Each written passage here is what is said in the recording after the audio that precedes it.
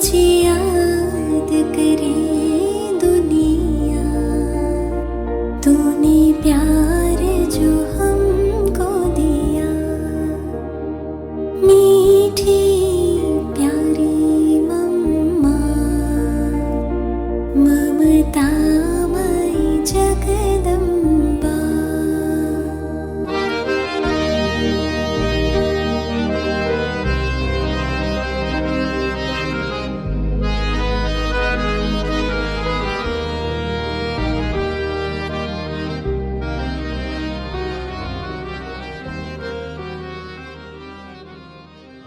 पुना की ये बात है, एक दिन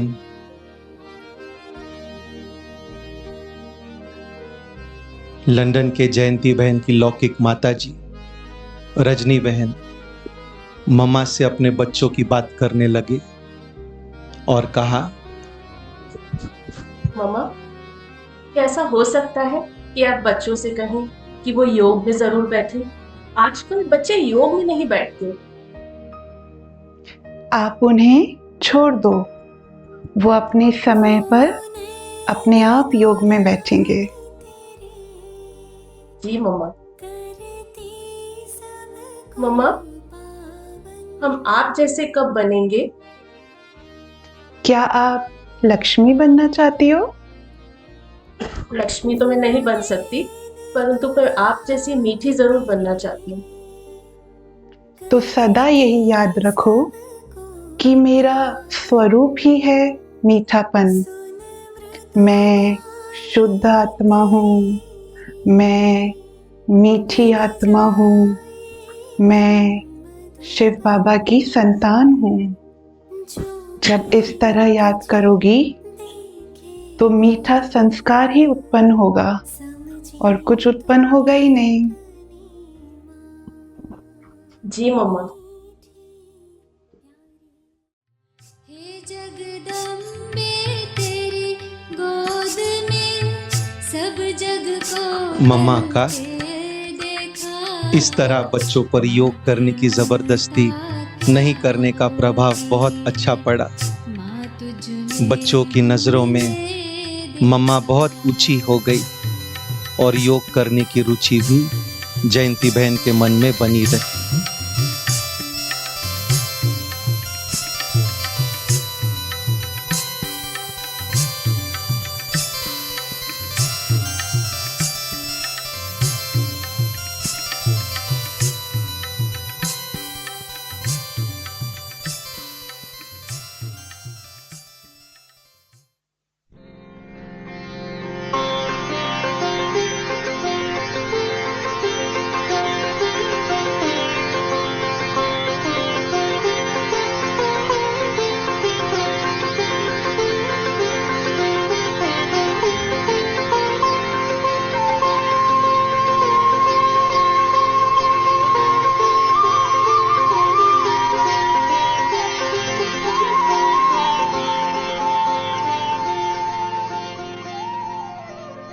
अगला दृश्य, एक दिन निर्वैर भाई सीधे ऑफिस से दोपहर को मम्मा से मिलने पहुंच गए।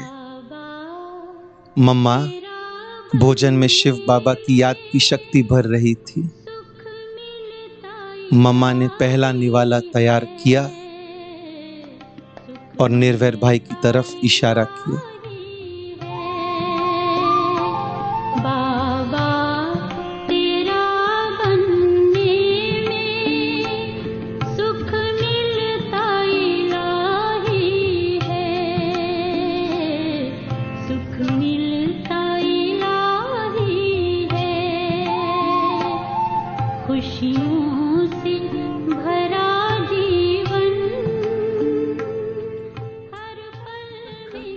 मम्मा, आपने इतने प्यार से खिलाया कि आत्मा तृप्त हो गई। लेकिन मम्मा, आप इसमें थोड़ा नमक डाल देना, क्योंकि इसमें नमक बिल्कुल नहीं। कोई बात नहीं, इसे शिव बाबा ने बहुत प्यार से स्वीकार किया है। यह यज्ञ प्रसाद है, ब्रह्मा भोजन है। इसमें कोई कमी नहीं। अच्छा मम्मा।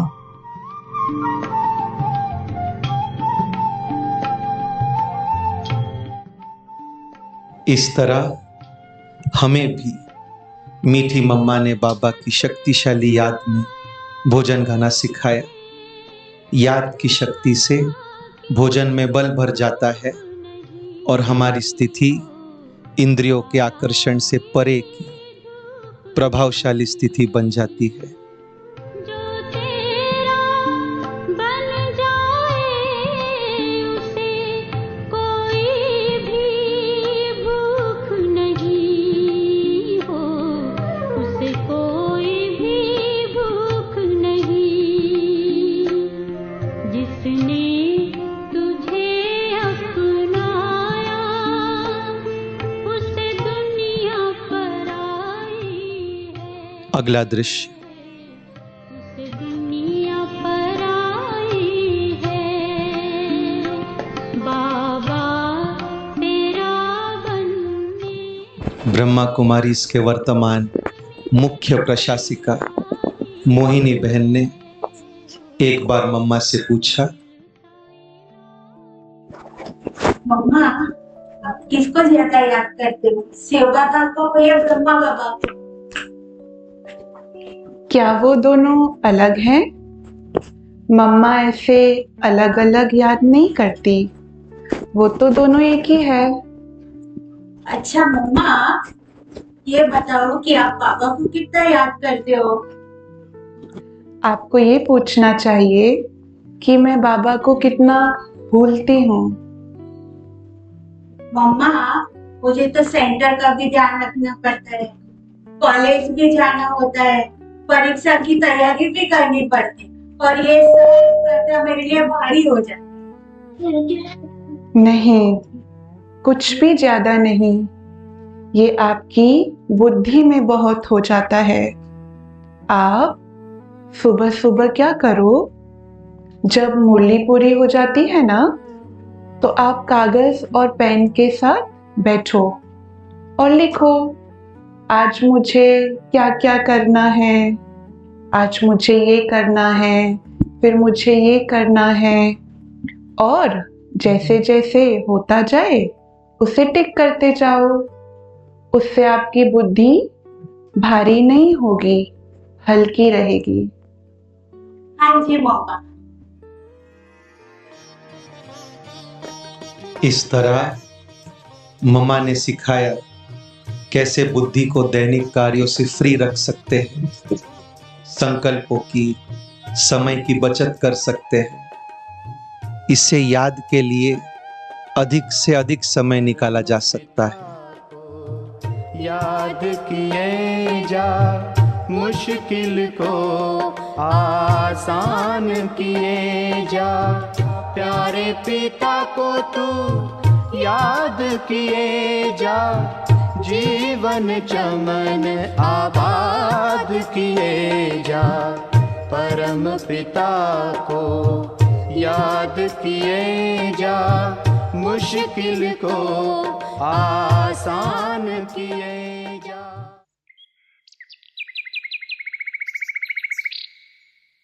इस लघु नाटिका का अंतिम दृश्य।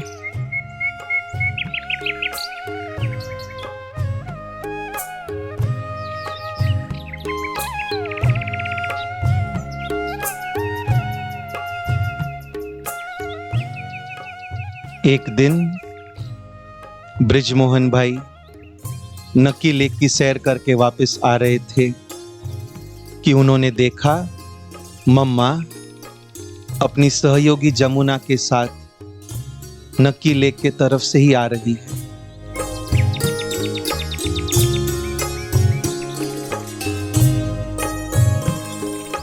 आप यहाँ? आज मम्मा प्रकृति के साथ थोड़ा समय बिताएंगे। मम्मा, मैं भी आपके साथ चलूं? हाँ जी बच्चे, आज अनाद्रा पॉइंट तक चले। मम्मा, आपने तो मेरे दिल की बात सुन ली। मुझे आपके साथ कभी इतना समय नहीं मिला। आज तो आपने मुझे स्वर्ग का सुख दे दिया है।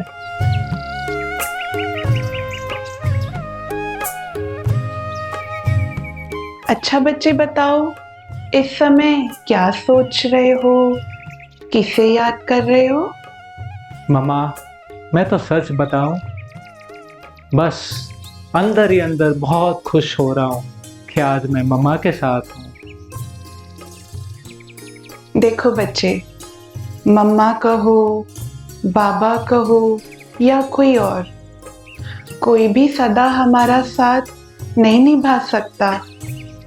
समय अनुसार हर एक का सूर्यास्त तो होना ही है, लेकिन किसका सूर्यास्त कितना अच्छा होता है, ये इस बात पर निर्भर करता है कि मन चित्त पर किसी भी प्रकार का कोई बादल तो नहीं है।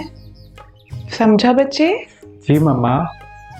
और जिसका कनेक्शन स्वयं ज्ञान सूर्य शिव बाबा से जुड़ा हुआ है, वो तो सदा अतीन्द्रिय सुख का अनुभव करता है। जी मम्मा।